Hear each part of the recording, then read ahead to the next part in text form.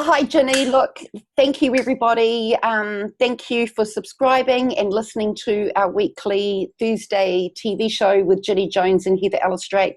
We're just going to hop into it because, again, we have been talking and we've been talking about breaking ground and walking the fine line when someone is giving you a message.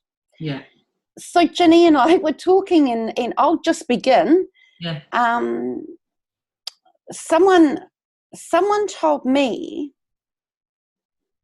that I was to go on, after losing a child, that I would go on to having all these boys. And when I was pregnant and having these babies, thinking of what this person had said to me, thinking that I had girls. Yeah.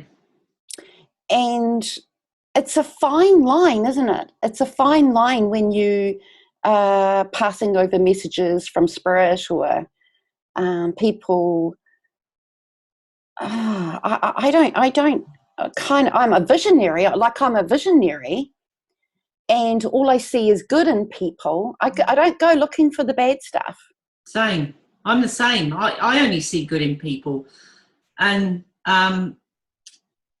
sometimes perhaps it might backfire on me because I might come across as being a bit naive or something, but I do only see the good in things, and I've always been like that, being positive. But going back to the messages thing, I had a medium a long time ago in the UK tell me that my dad was going to die when he was age 57, and when he reached that birthday of 57, that whole year, I was thinking, oh my goodness, I hope this is not going to happen, So I'm a reader myself, and I'm a clairvoyant, and I tune in and I can do all that stuff. But I do not predict stuff like that. I will not predict what sex a child might be, unless it's something that's banging me in the head going, you must say this. But I will not say it. I won't predict anyone's death. Why? It's none of my business. And plus, I believe now that the energies on planet Earth have changed so much from what they were, say, 20 years ago, that now you can't predict that much anymore. There are certain things, I think, that are mapped out, but there's a lot of stuff. People are creating their own futures through the consciousness of the mind, and the way we've expanded so much these days. You can't fully, with 100% accuracy, predict anything like somebody's death or, what sex child you're going to have. You may get, as a reader, you may get a warning, a full warning of something coming for someone perhaps. And then you'd say, look, just be careful on this date or whatever it is. But yeah, I truly believe as a reader, don't give out negative stuff. It's got to be all positive, because people are creating their own futures with the consciousness at the moment. And, it's a funny old subject, this one, because there's a lot of people out there that do predict, and yes, they do get some right. And there's a lot out there that predict and don't. Ginny, you know me, reading or channeling or something. If it coerces you into doing something that goes against your knowing, yeah, don't pay mind to it. Absolutely. And if it's the detrimental of the person that is sitting in front of you, that's not of God. No, it's not. And I have to stress that's not of God. Yeah.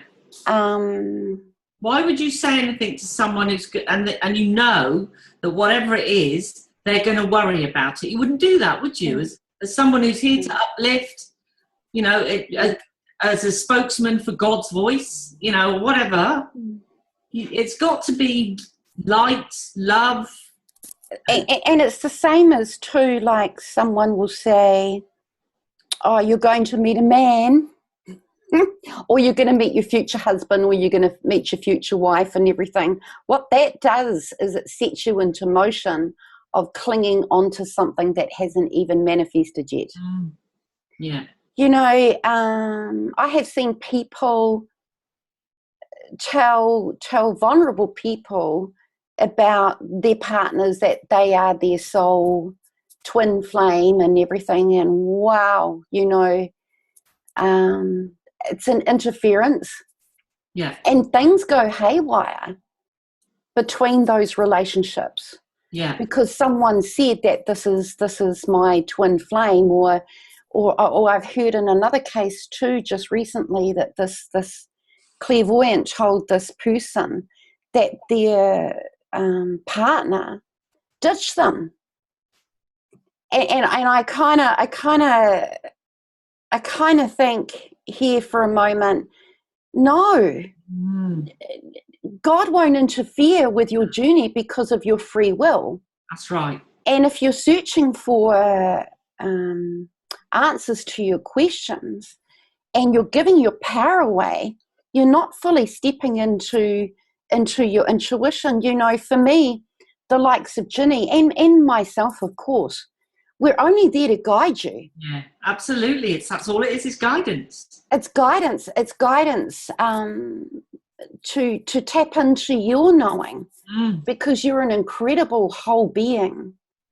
And we're so used to giving everything away. We're so used to going back in history of going to see a shaman and that to tell you this or tell you that, and there's that controlling system. Yeah. And you know, with our talks that we've had each week, Ginny, we're kind of breaking new ground. We are.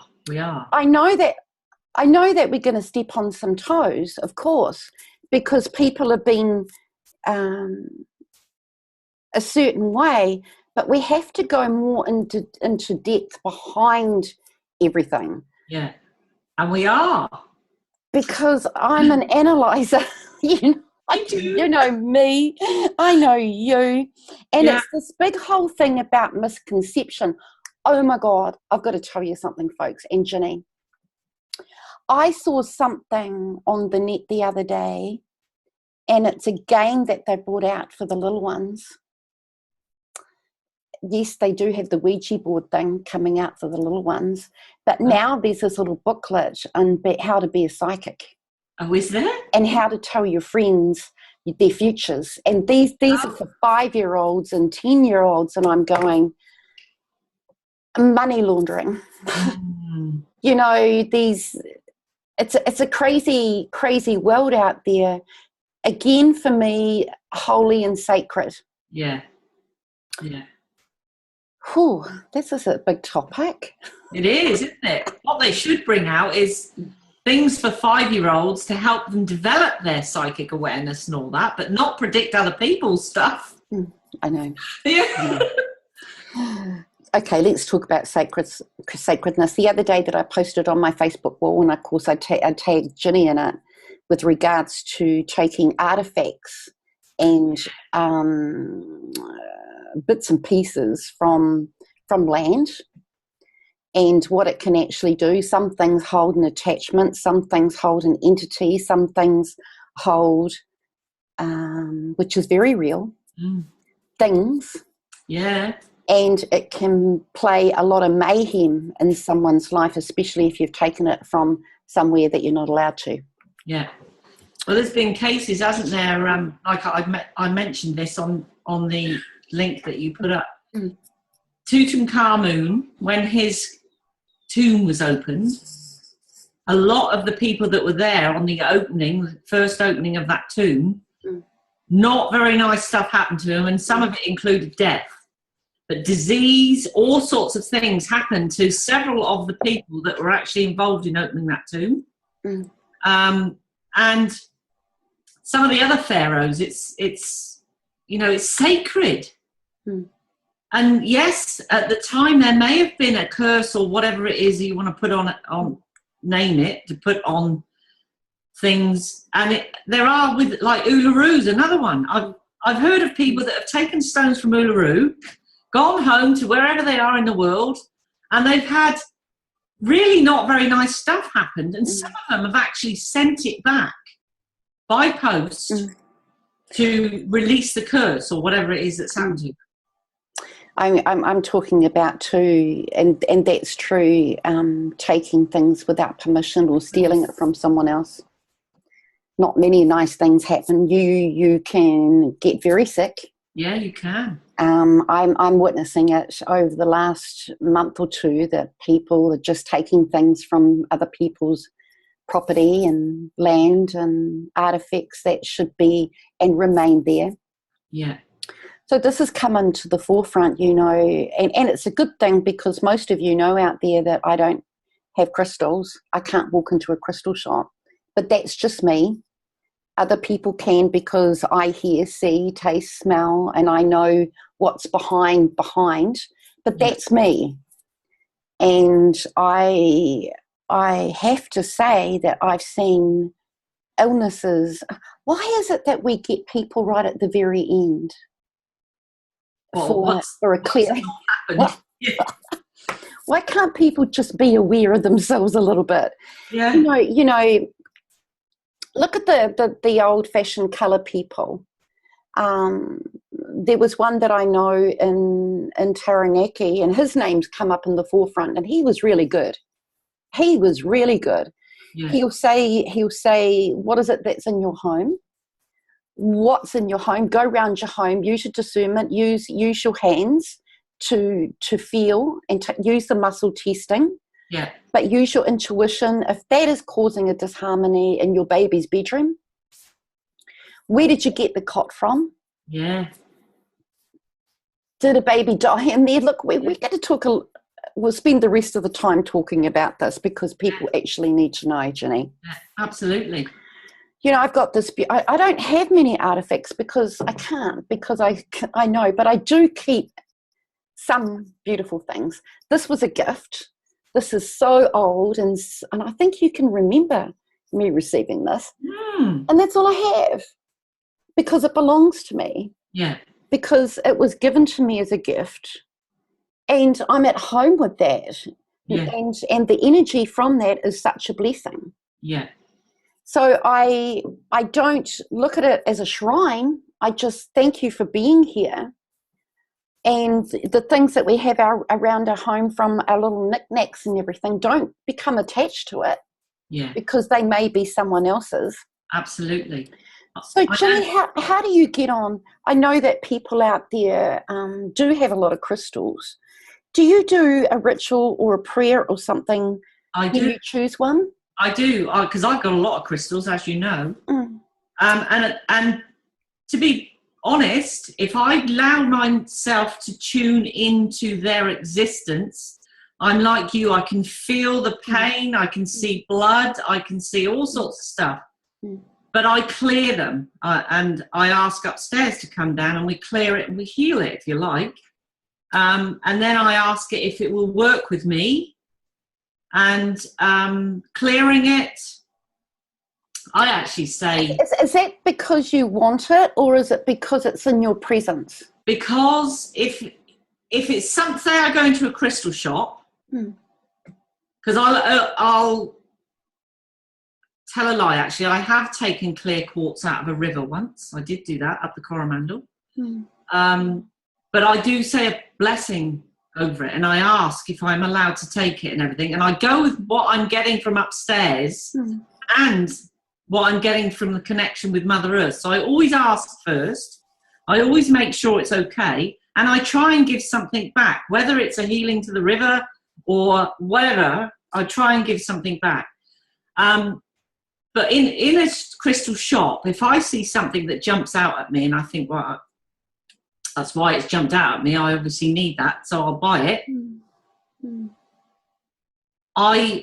These days, I don't allow myself to tune into the horror of its existence when it was in the land, because it's taken on a lot of stuff. So what I do, I just go into a complete cleansing prayer, and then I'll put it out under the moon, under the sun, because the earth, the sun and the moon is also cleansing it. And then I'll recharge it with my intentions, and I'll ask it if it will work with me for healing or whatever it is that it needs to be worked with. And I find that works. But I will say, when I go in and do a house blessing or a house clearing, and this is only when I go there on site, because I can do distant ones, but when I go there on site and I'm going to remove something, whether it's a spirit person or whether it's just energy from that land, I always replace. I put greenstone at the 4 corners of the property, because I always replace something, because I feel if you're taking something away, no matter what it is, you've got to replace something. So if you haven't got anything to replace, you've got to use your discernment with this stuff. Don't take anything from any sacred places. That's a big no-no. And if you come across something, that you've found lying there that might be a statue or a grave. I mean, you wouldn't go in a graveyard and take a plaque or anything away from that, would you? It's just a big no-no. Well, people do. Do they? I would never do that, you see. People do. I would never, ever do that. For me, there's no difference in taking a pebble from somewhere or an artifact from a tree or something that's been placed there. Yeah. And to me, that's grave robbing. Yeah. And seriously, this is pretty heavy stuff. Yeah. When I did my training, things go bump in the night and everything else. It was normally for the fact there were artifacts in there. I remember we had a huge youth group and Battle of the Bands actually. And upstairs, prayers went through the whole building and before, during and after, and there were things that going bump in the night and those doors were locked. And when we went in through those doors, everything was thrown off the wall. This does exist. Yes, it does. It does exist. And I guess there was another thing as I started out too. Oh, those circles, the circles, women's groups. Oh, yes. Don't break that circle if you're going to be doing a ritual, the humming and the drumming and everything. And then I look at the drum, and this was my very first experience with a drumming circle. And I looked at everybody and I looked at this drum, and me being me, I see things coming out of things. I had a few snakes and what have you. And when those drums started drumming, that was an activation of something pretty shitty and pretty hideous. Was it? We were told not to break that circle, but guess who broke that circle? I was out of there because I started seeing shit come out of people and shit roll around, and I didn't want to have anything to do with that. No. It takes a very solid person that's very grounded and very clean, I say, to be able to do rituals, and because you can open up yourself to a lot of things, and using those artifacts. You can. And I'm not boo-hooing it or anything. All I'm doing is breaking ground to make sure that you are totally aware. Yeah. And it isn't spoken about. No. Illnesses can be cause of rituals that you've been in. Yeah. Or tools that are over you. Or it could be hereditary again. Or you could have the amount of times that I have found things and I've taken it off them, or even a piece of jewelry. Yeah. That they could be getting the symptom of. Absolutely. Sore throats, headaches, cancers. Now's the time for us to look at everything. Yeah. When I even buying a piece of jewelry, I bought a piece of jewelry, brand new piece of jewelry, when I was on holiday abroad somewhere. Lovely carved piece of bone, right? Beautiful the way it was carved. And I bought it. But when I got it home and I held it, I saw the picture of what happened to that poor animal. I actually got the video played in my head of the animal being killed and everything else, and it wasn't nice, I can tell you. And I've actually not worn it. I've still got it. I've not worn it. It's a beautiful carving. But because of that, and I actually realised I can cleanse that energy from it easily.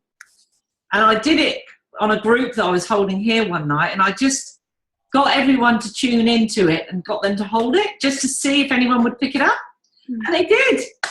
Several in the group actually picked up, they could feel blood, you know, and not very nice energy on it. Yeah. So no matter what you're buying, it could be something brand new even. You might even pick up something, a psychic thought or intuition or something about the person who made it even. Because it's their creation if they're making something. So it goes back. It's like when I paint a picture, it goes further back. If you go into something psychically, it goes further back. If I'm creating a picture, I always say that a part of me goes into that painting. Well, it's true. We're part of. It is. See, this is the thing. We are part of everything. Yeah. So anyone who creates something, a part of them, whether they're good, bad, or ugly, if you know, is going into whatever it is they're creating. So even buying something from a craft store or something like that, you know, being aware of something. If it feels good, then obviously it's going to be good. But if you're looking at something and it doesn't feel right, don't buy it. You might have a friend there going, oh, get that. That's lovely. That'll really suit your, you know, really suit you. And if you're, something in your being is going, oh, I'm not sure about that as much as I quite like it. I'm not sure about it. Don't get it. Listen to your gut feeling. I know. Listen to the gut feeling and just listen to yourself and start breathing and start tapping into your intuition and everything else. Yeah. It's really interesting. You can get it from trees. You can go into a forest, and if there's been a tree that's perhaps been cut down, if you tune into the energy of that tree, you'll pick up. You could pick up sadness. You could pick up all sorts of stuff from that tree. An ancient forest. If you go into an ancient forest, and if you tune into the trees and the plants that are in there, especially the big, massive, great big old trees that have been there for years, if you tune into what they've seen, they'll tell you a story that goes years and years and years and years back. They'll show you things. But obviously you're not going to see it out here. They'll show you in here with your intuition. Wow. Yeah, I mean, it goes, you can go so deeply into this stuff, couldn't you? If you tune into the earth or any rivers that are on the earth. Sorry. Good music. Good music. Hey, so how about we give everybody a challenge?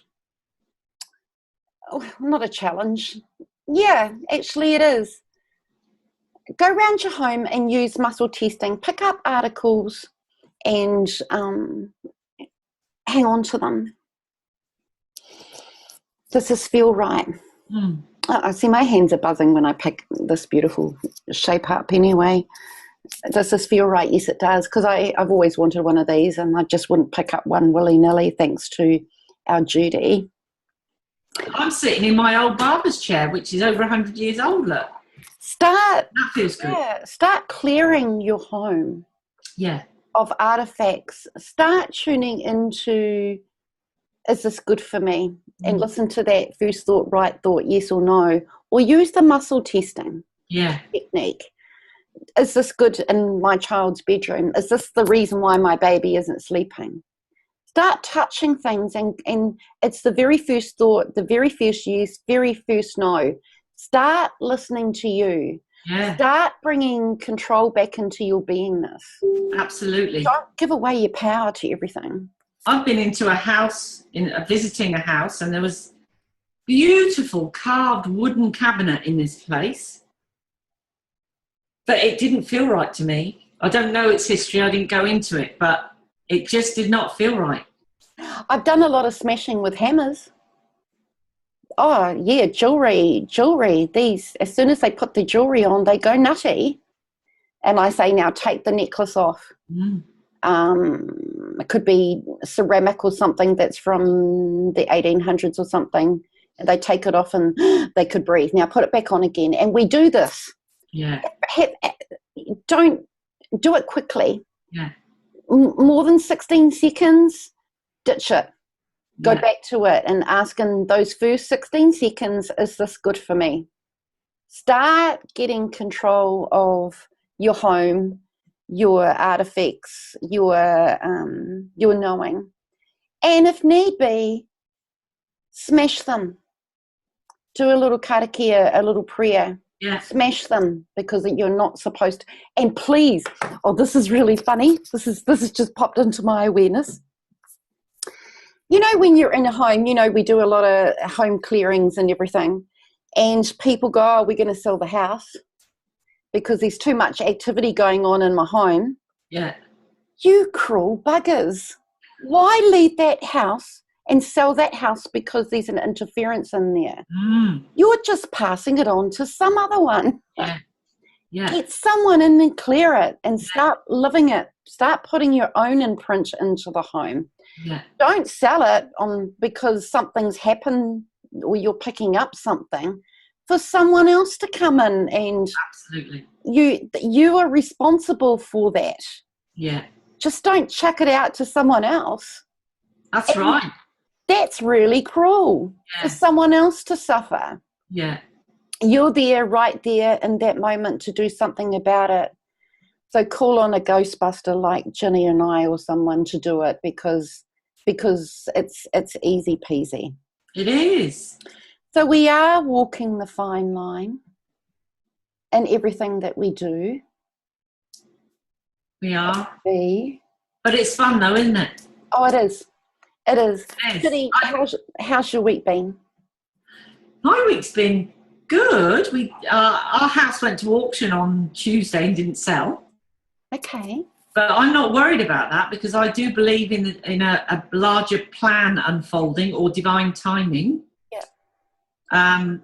So I'm just being open and allowing whatever to unfold. I feel... Did you get some bites? No one turned up at the auction. Oh, true.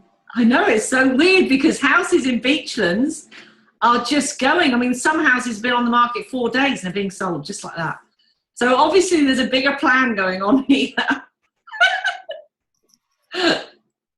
Otherwise, our house would have gone by now. I mean, I've been trying to sell it privately myself for months. Oh, you have been? Yeah. And now we've got agents on board. They must be thinking, what's going on? Why hasn't this house sold? Hey, go around your home. Walk your home. Yeah. It's probably because it's just radiating and people wouldn't know what to do with it. Yeah, well, it could be because I've just looked at the pictures on Trade Me, and because I've been looking at loads of different houses for us to move to, and looking at the pictures on Trade Me, the house looks so light. Every room, it looks really light. The energy looks clear. You know, you're probably scaring people the opposite direction. It might be too much for people because it's got... Tone yourself down a little bit, Ginny. Tone yourself down a little bit. But that's wonderful. It all comes out. Yeah. So again, if there's any questions or something that you want to send to Ginny and I, please do. You know, you've got our contact details below. We'd love to hear from you. Again, we're still tuning up weekly because, again, we're just allowing everything to unfold. Yeah. So please, everyone, if you would like us to talk about a certain subject that you would like to know about, please put it down underneath the links that we put up. Okay. Because we'll write a list. You know, there was a lady, wasn't there, that kind of came forth. And we're very gentle in what we say and speak about is what happens to babies after they pass away through a miscarriage or an abortion. Yeah. We have our own views. Mainly my view is coming from my own experience and my own near-death, being over the other side, and my walk over there, Ginny has, she brings a different aspect into it. But again, I'd like to know your aspect, Ginny. Yeah, well, I've had 4 miscarriages myself, and when I tune into, because they were early on, I think the furthest one on was 14 weeks. But when I tune into the children that are over the other side, I feel there's 2 girls and 2 boys. Yeah. I also know for a fact that as my 2 kids that are living were growing up, and they all would have been around about the same age, because that's when we were trying for a family. So I lost 3 before I had Libby. Then I lost 1 in between both my kids, Libby and Keenan.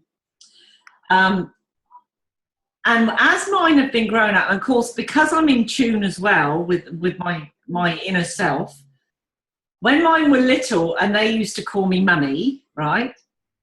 Every so often, wherever we've lived, I've heard, and it's like a weird whispery sort of sound. It's mummy. I've heard that. And I've actually gone to my 2 that were playing in their room and said, what do you want? Did you call me? We never said anything. That's what I got. So I know it's my spirit children trying to get my attention. Yeah. And as mine have grown up, and of course it's gone from mummy to mum, I've also had shouting in my ear, Mum! And I've thought it's my 2 kids, and it hasn't been. And it's my spirit children. Now my belief is, and because of that, the mummy and the mum thing, that they actually grow up on the other side. But they are energy. So, if I picture them, I'm picturing them as what I would perceive them to look like. That's what I feel. So, I've just had someone ask me to draw a picture of a spirit baby, which I have. Now I'm tuning in, and because the spirit baby never actually made it into the physical, I believe, and I've had a real strong thought about this, I believe that the spirit child is showing me what they would look like, if you like, if they were in human physical form. And it could be a cross between that and my perception of what they would look like. Because they never made it into the physical, they can pick whatever body shape, hair colour, whatever you like, that they would like to be. Because my understanding of being in the spirit world, because you're energy, you can choose whatever you like. Within seconds, you can be wherever you like. Like I've seen babies and children, teenagers, adults, the elderly over the other side without their pain in their physical form, and they are radiating, but they still look the same but youthful, younger. So my experience, and when I do work, like if I'm in a crowd, if there's a child that's trying to come through and I'm looking at that child, it'll tap me on my knee cap, depending how old. But I'm very, very careful again into who this baby belongs to. Yeah. Because to me that's very sacred. Absolutely. And I have to use my natural knowing of, do I let this child play and have fun, and what is it that you want? And of course it'll talk because it's all energy. Yes.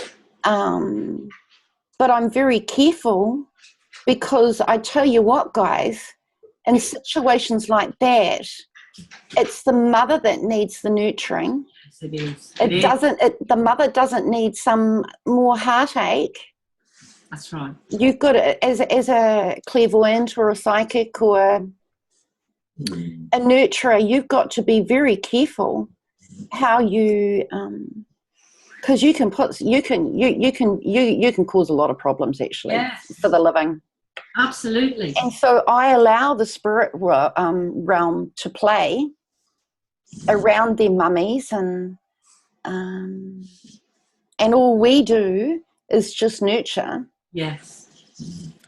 And bring closure somehow for the parent of the child that's lost a child, a living child, or in that one that didn't come into bodily form, of course, because we are all that. Yes. And they haven't really gone anywhere. They're just there. Absolutely. I remember when I was having my miscarriages, I was devastated. Yeah.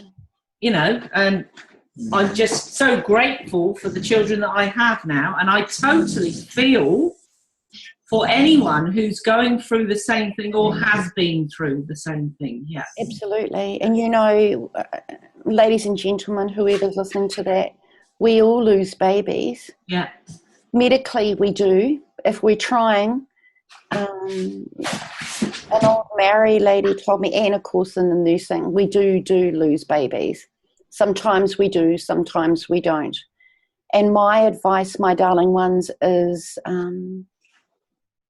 just know that all is well and whole, and